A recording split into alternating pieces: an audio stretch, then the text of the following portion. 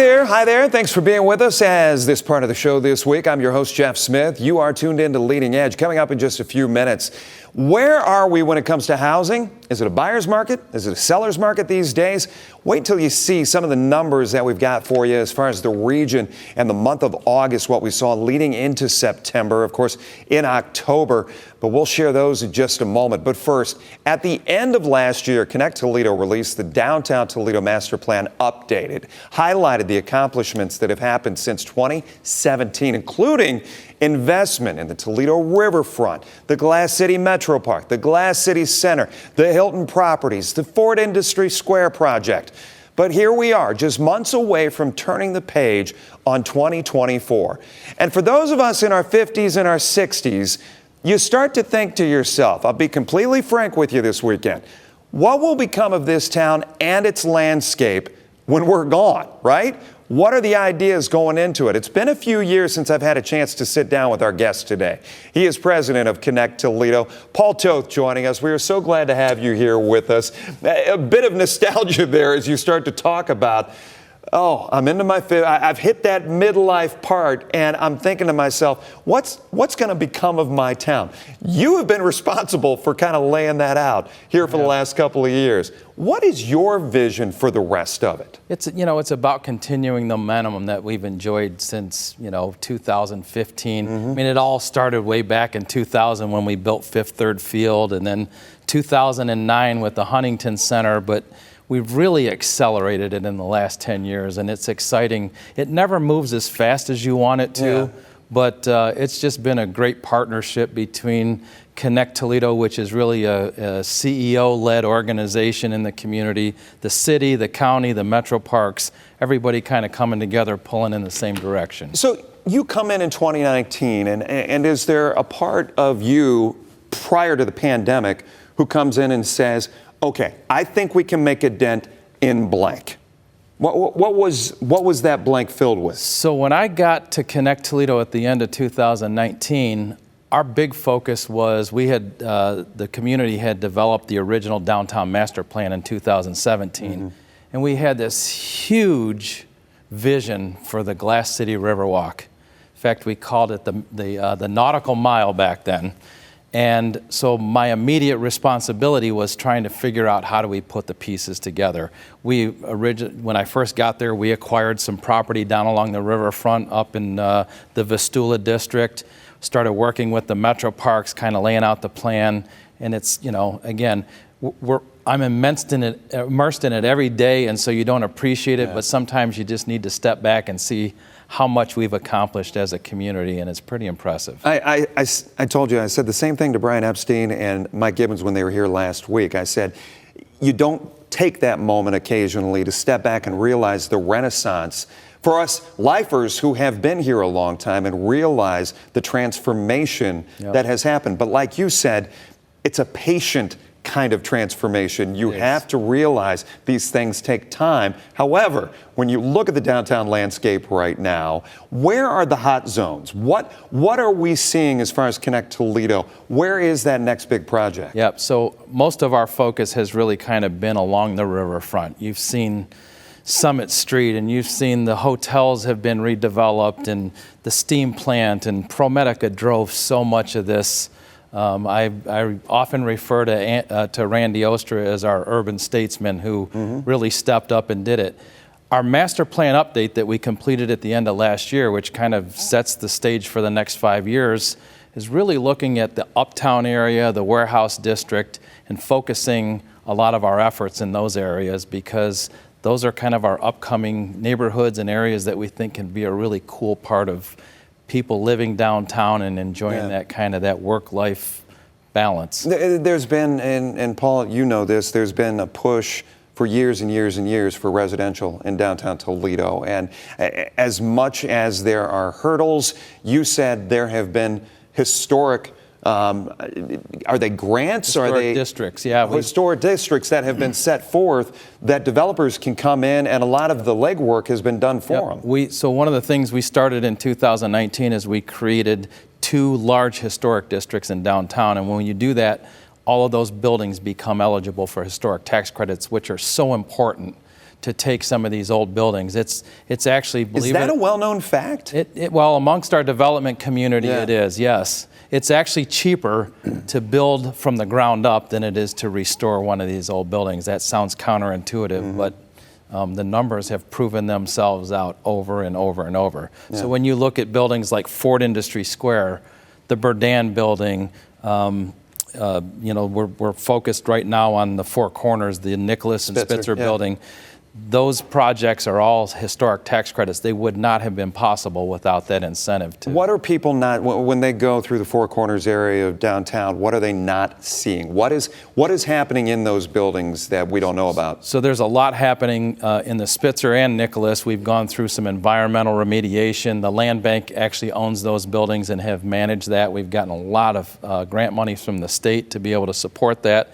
Selective demolition. Those were built as office buildings in the late 1800s.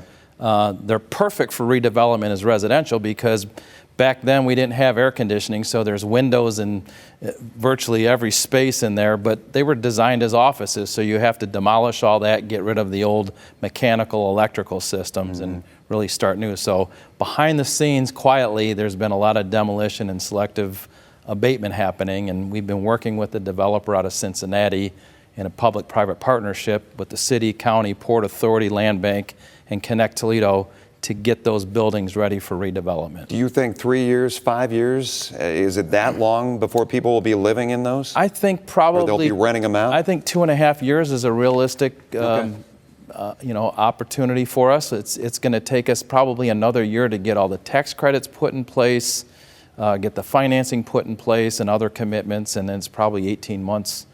Spitzer building is kind of our initial focus, about an 18-month construction period. ConnectToledo President Paul Toth joining us here on Leading Edge. We'll continue our conversation right after this.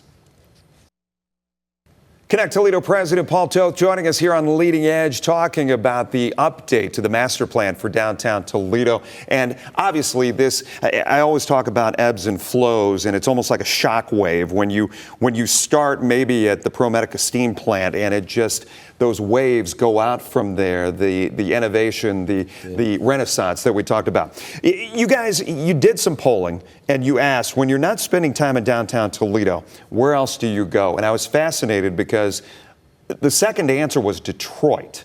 Not Sylvania, not Maumee. People were going there. Right. And you said there's some method to the madness there as far as that answer is concerned. And it got you guys thinking. Well, you know, Detroit is in its own renaissance. Dan Gilbert has pumped billions of dollars into that city. They're going through their own renaissance, and it's become cool again.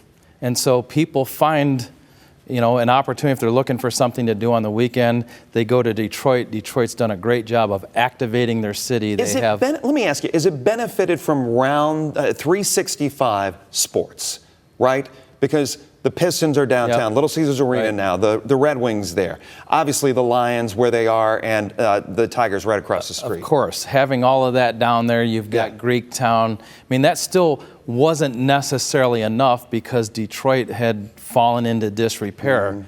But the reinvestment that's happening is really leveraging all of those sports events and those the venues, and they've got so many events down there, and we have... You use the word activation with me. Yeah. What does that mean? Explain it. It's really what the next evolution. Once you start making the improvements, you've got to give a reason for people to come downtown. We'd rather have people come downtown than drive to Detroit. In fact, we'd rather have people from Detroit in Ann Arbor drive down to Toledo because there's cool stuff going on here. And so over the next couple of years, we're going to focus a lot of our efforts around making sure that we're activating downtown. And we're having, we used to have the Rib-Off downtown. That moved out to Maumee. We'd love to see that come back downtown. Have events down along a river. You know, we've redeveloped. We spent, by the time it's done, $240–50 million redeveloping our river. We want to show that off. We want to activate it, work with the metro parks, make sure that we're getting an opportunity to bring people down to enjoy our community. It's probably a weekly question that you get and you go through in your mind. From where does the money, where does the investment come? Does it come from corporate? Does it come from said millionaires who see the promise, see the worth? So I should use billionaires more these days, right? If you look at Detroit, it's been Dan Gilbert that has, he's not been the engine. He's not been the only investor, but he certainly was the engine. Frankly, in Toledo, it was ProMedica. Right. They were the engine. When they decided to redevelop the steam plant, next thing you know, the Renaissance or the Riverfront Hotel, I think it was an unbranded name, gets purchased, redeveloped. ProMedica was involved in that. Ford Industry Square, the Park Inn Hotel redeveloped into a Hilton. The tower on the Maumee, the old Owens Corning headquarters, that sat vacant for decades. It wasn't until ProMedica decided to make that investment that the owners of that building decided to step up. So success breeds success when you start seeing redevelopment and momentum. And the one thing we can't do is lose that momentum. I've been very proud of what's happened in our community. A lot of smaller local developers have stepped up and kept the momentum going. And I spend a lot of time working with those developers, making sure that I'm helping them wade through the permitting process and the challenges that developers face. Paul, I put together a long list. We run out of time all the time because we get off on tangents, but it is so good to see you, my friend. Continue good luck. I hope the fall brings you nothing but good health and good wealth and for the city of Toledo going forward. Appreciate it. Absolutely. Thank you, sir. Yep. We'll be back right after this. Welcome back once again. So great to see Paul Toth. Hope you enjoyed that conversation. You know, part of our conversation right there at the very beginning, we were talking about residential possibilities. It's been a turbulent last couple of years when it comes to housing. There are points in the market when you're a happy buyer. There are others where it's to your advantage to be a seller. And that was part of the conversation I had this week with Northwest Ohio Realtors President Eddie Campos.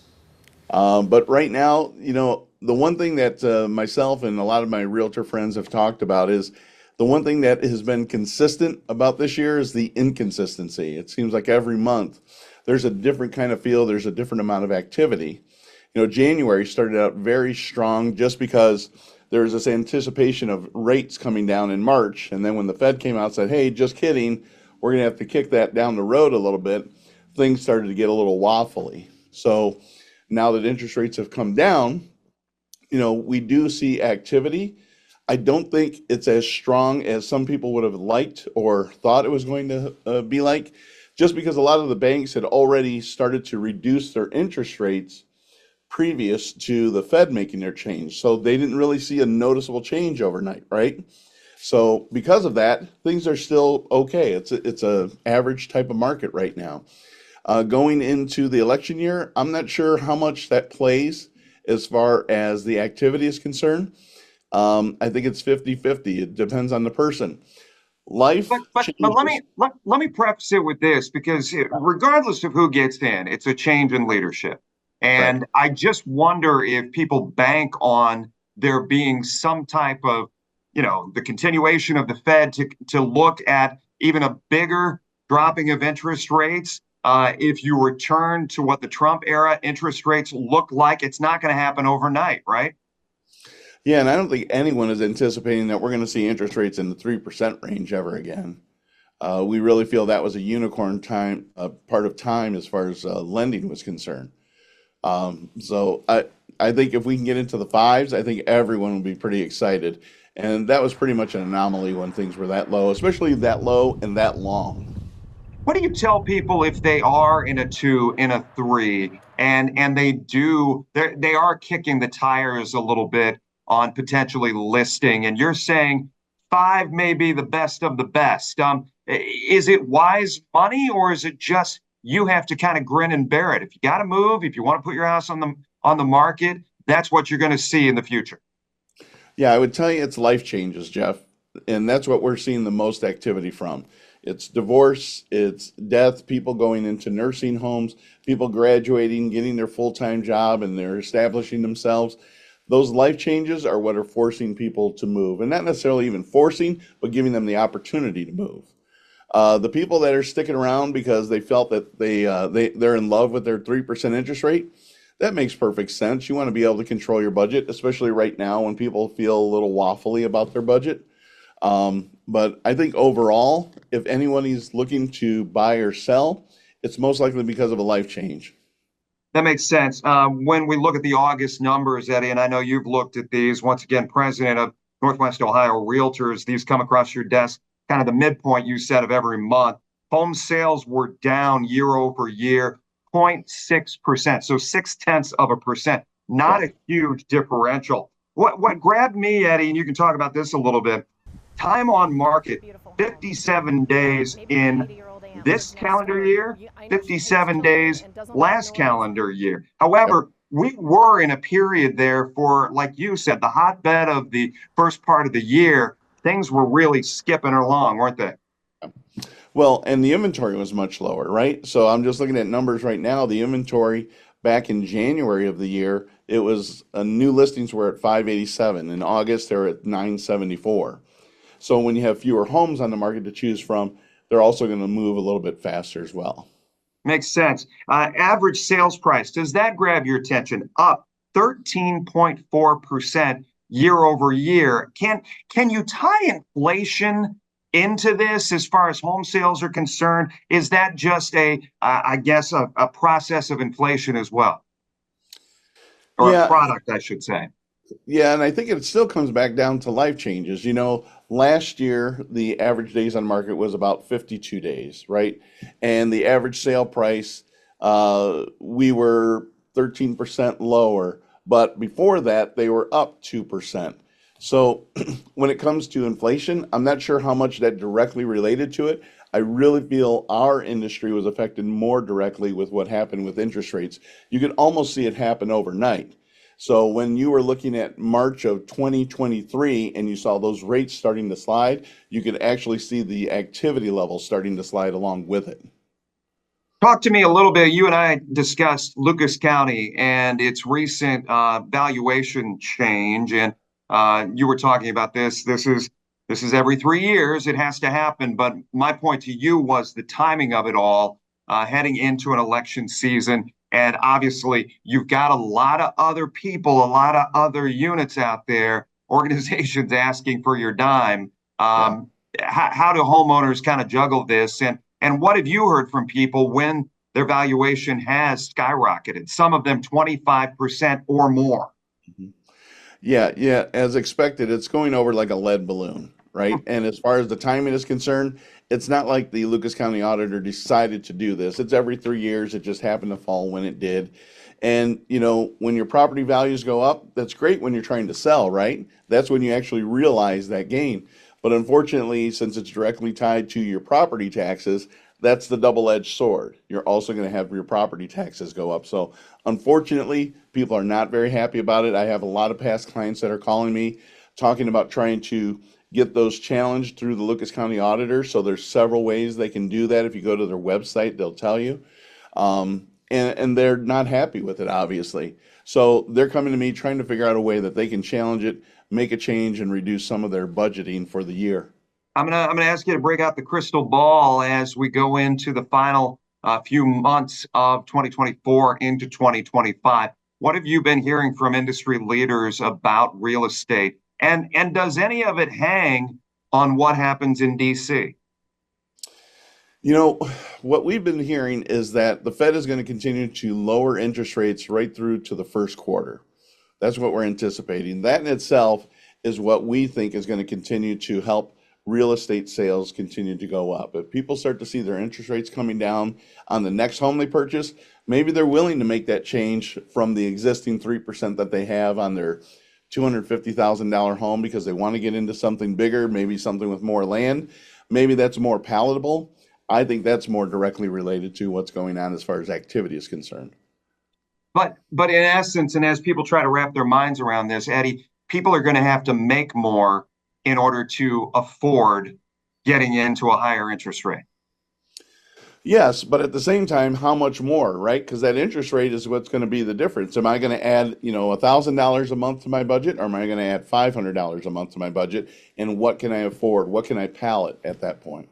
Absolutely. Eddie, as you look and talk to your clients and those who are looking to list, those who are looking to buy, where do you put this market right now? Because as you said, it's up and down. The inconsistency is the only consistent thing. Can you even call it a buyer's market or a seller's market right now?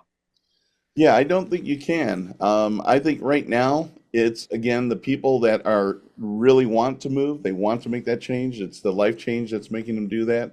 And if they're interested in making a change, typically spring is that time of the year when people want to get their home onto the market because they have the biggest amount of people or the largest group of people looking. But at the same time, if you're a buyer, I don't know that you want the largest group of people out there looking at the same time you are because now you got more competition. We're still seeing some competitive offers happening, typically under that $350,000 mark. And back in my day, if we can go back to when I bought my first home, first time home buyers were up to about $150,000. Today, they're up to about $350,000. Why? Because buyers are waiting a lot longer before they start to buy that first home. They're not doing it when they're 22, they're doing it when they're 32. Yeah. They're more established, they have money saved up, they can draw against their 401k. They're in a position where they can afford to do that and get a little bit nicer home with the things that they truly want. A couple other numbers thrown out at you from Northwest Ohio Realtors as far as the month of August was concerned. The median sales price was $200,000 in August of 2024. It was year to year, it was up 6.1%. But the other thing I wanted to point out, the percent of list price received, 102% in August. We'll be right back. Welcome back. If you missed any part of our conversation this week, check out the WTOL 11 YouTube page for leading edge past shows. Also, it's a podcast. Check it out at Spotify and Apple. I'm Jeff Smith. We hope to see you next time here on Leading Edge.